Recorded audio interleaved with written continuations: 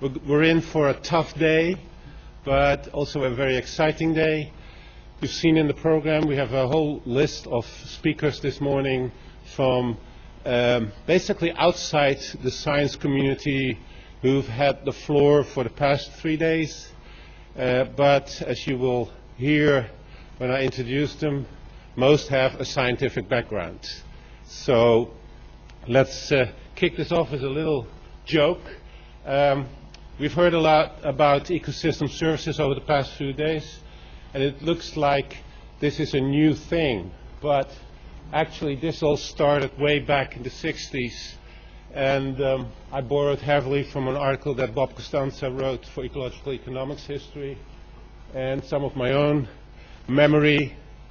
Back in the 70s when I was a student, those were the books that formed my career, and one very key event was in 1982 in a little place outside Stockholm, where a bunch of economists, we call them now mainstream environmental economists, a little bit suspicious actually, and then a bunch of systems ecologists got together. Bob was there, of course, Howard Odom, and many others that are listed here.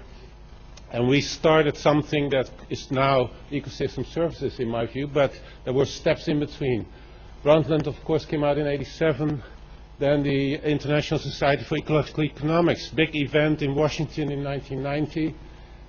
There was a CBD meeting in 1992, but much more important, Braat and de Groot got on the scene with their PhDs in 1992 as well. Then the landmark paper by Bob and his whole crew in 1997 set the pace for the monetization discussion. And Gretchen Daly at the same time tried to do some serious science on the other side. My personal hobby is alternate, which is a biodiversity. That's the blue color, and the red, of course, you've figured out were the economists. And then there's ESP. And now we ended up with a wonderful new journal right here and on your desk. What's the future then? There's the CBD and EU targets. ESP has got to grow exponentially, and the journal has to come out with many, many issues to keep up with this growth.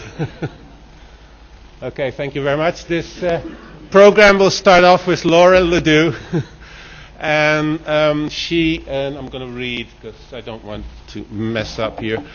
She's an environmental economist.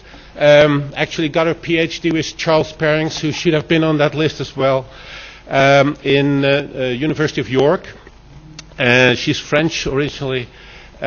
She works for the European Commission now since 2005, has been heavily involved in developing the EU biodiversity strategy for 2020, and is currently involved in the financing mechanisms on biodiversity.